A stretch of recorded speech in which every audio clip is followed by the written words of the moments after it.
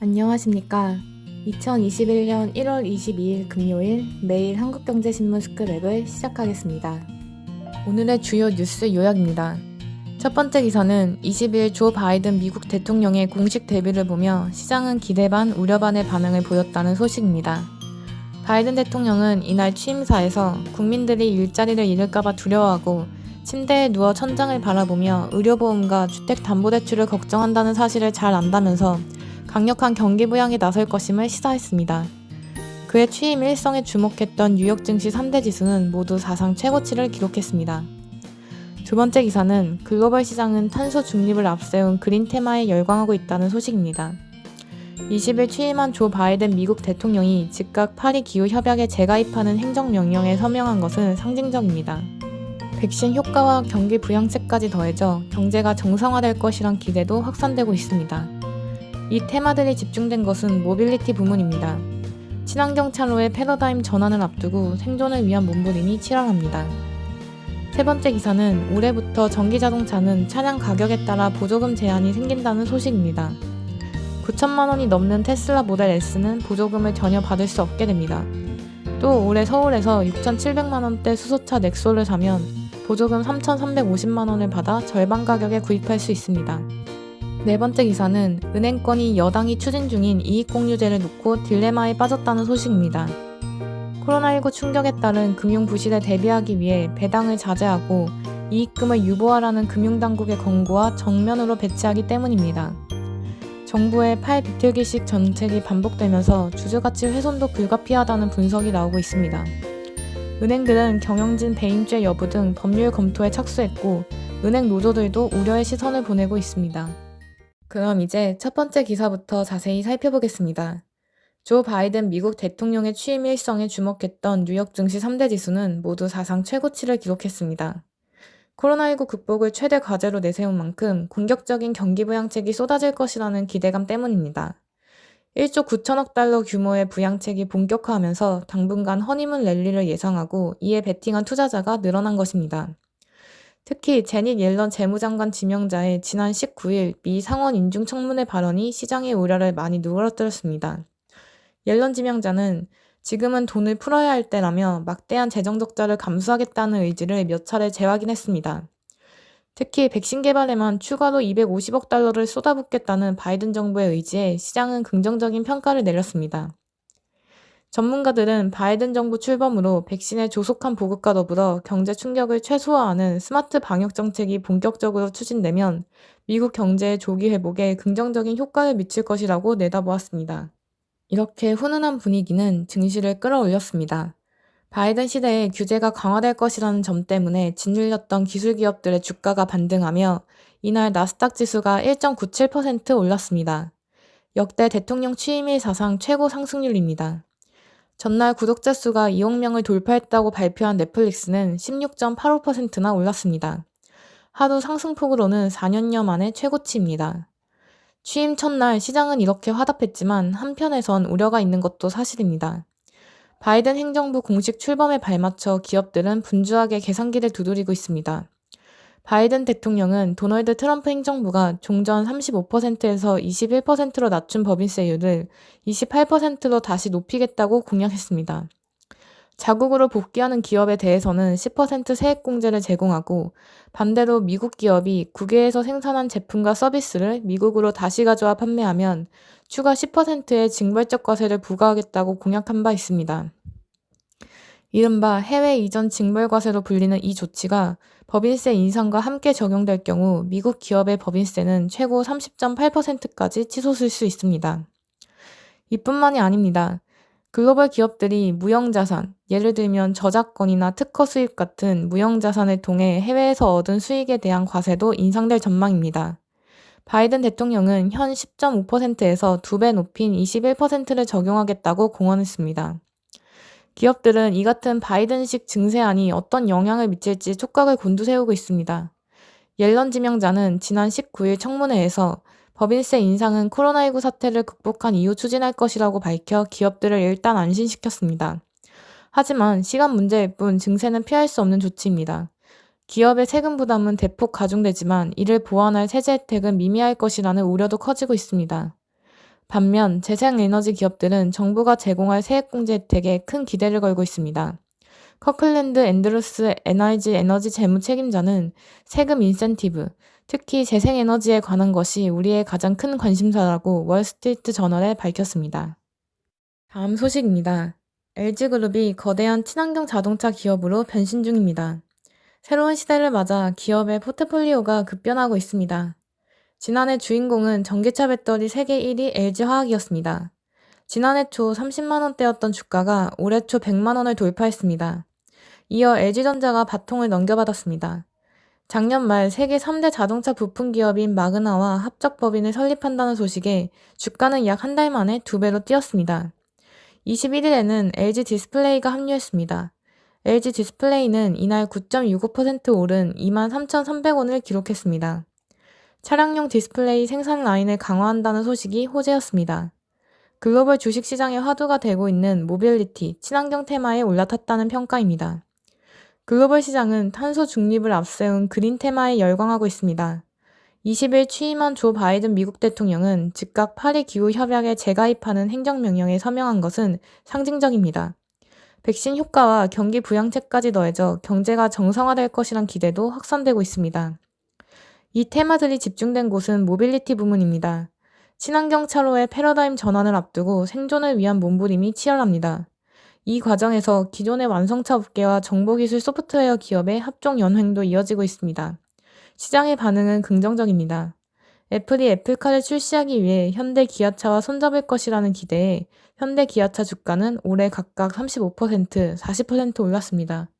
제너럴 모터스와 마이크로소프트가 자율주행차를 위해 손잡는다는 뉴스에 GM의 주가는 지난 19일 하루 만에 10% 가까이 뛰었습니다. 기존 강자인 테슬라 주가는 $1,000를 넘을 것이라는 전망까지 나왔습니다. 작년에는 기대감으로 오른 신재생 에너지 관련주도 각국의 그린 뉴딜 투자로 실질적인 혜택을 볼 것으로 예상되고 있습니다. 미국 증시에 상장된 플러그 파워는 올 들어 84% 급등했습니다. 지게차용 수소 연료전지 및 충전시설을 판매하고 있습니다.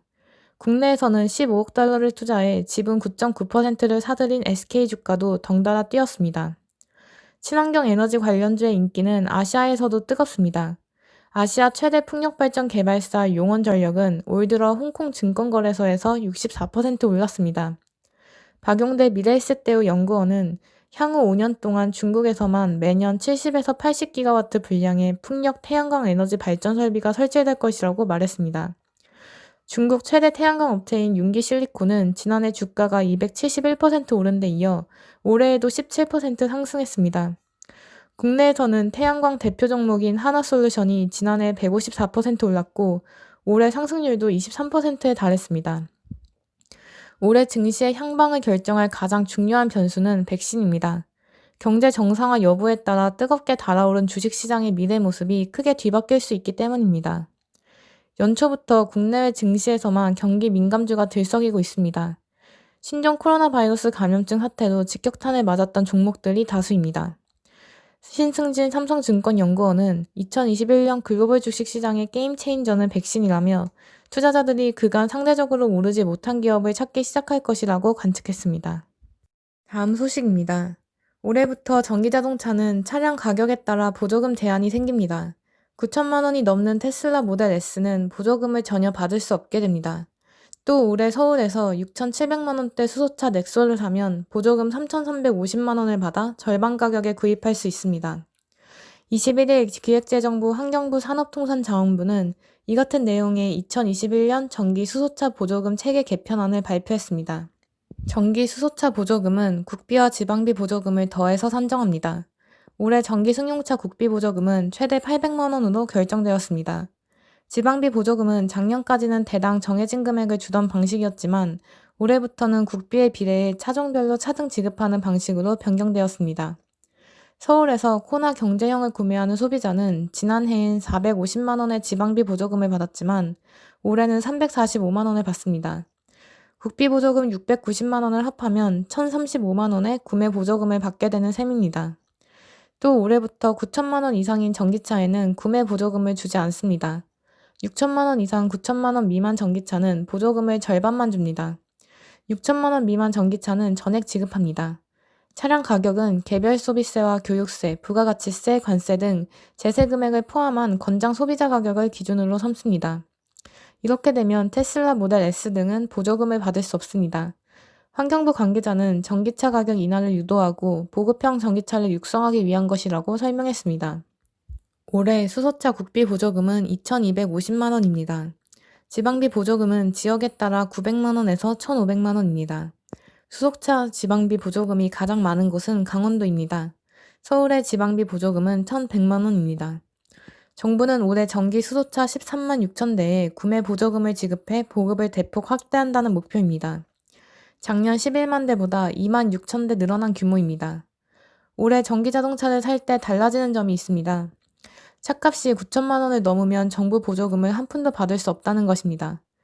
테슬라 모델 S, 벤츠 EQC400, 아우디 이트론, 5 카트로 등을 사면 보조금이 0원이란 얘기입니다. 반면 현대자동차 코니, 기아 니로 등 차값이 6천만 원 미만인 차종은 보조금을 전액 지원받아 그만큼 싸게 살 수 있습니다.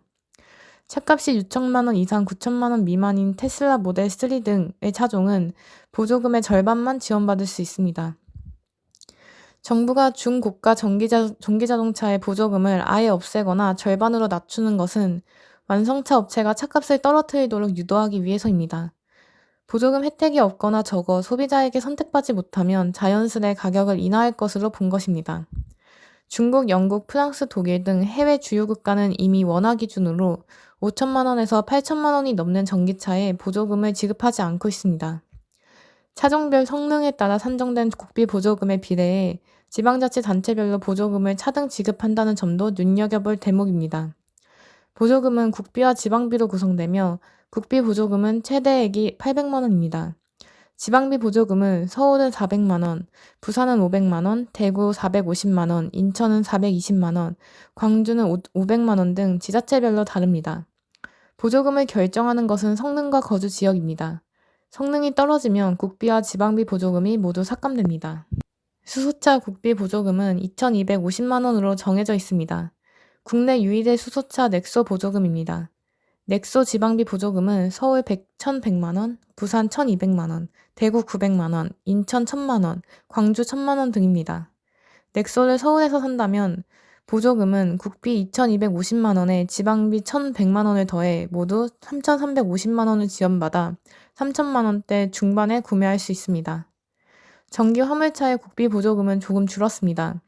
현대차 포토2 일렉트릭과 기아 봉고 3 전기차의 국비 보조금은 각각 1,600만 원으로 책정되었습니다.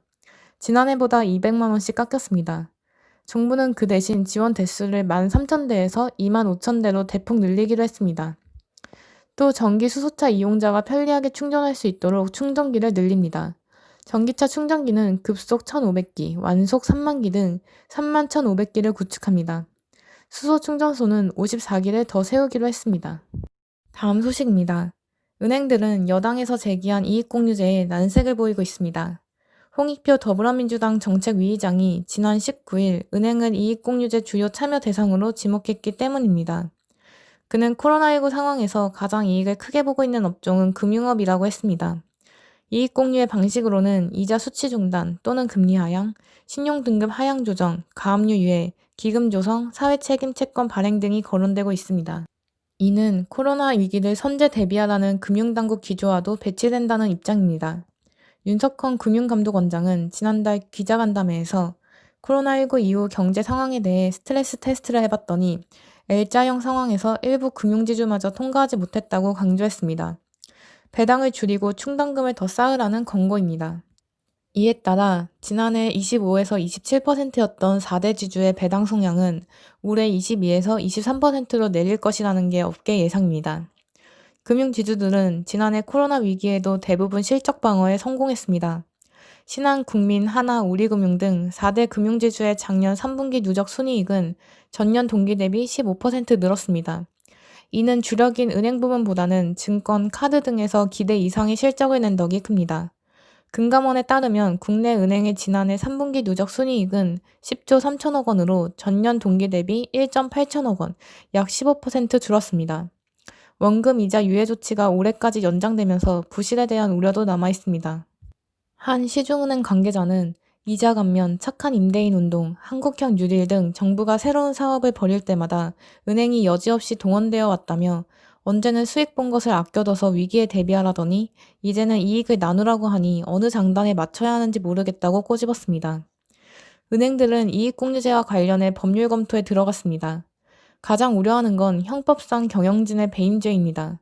주주 이익을 저해하고 재산권을 침해할 수 있기 때문입니다. 한 은행 관계자는 은행이 영리를 목적으로 하는 상법상 회사라는 점, 이익공유제로 은행이 얻을 효과가 적다는 점을 감안할 때 배임죄가 성립할 가능성이 낮지 않다고 설명했습니다. 은행 노조에서조차 우려를 나타내고 있습니다. 정부가 세금으로 해야 할 취약계층 지원을 손쉽게 민간기업에 떠넘기는 것이 아니냐는 비판도 나오고 있습니다.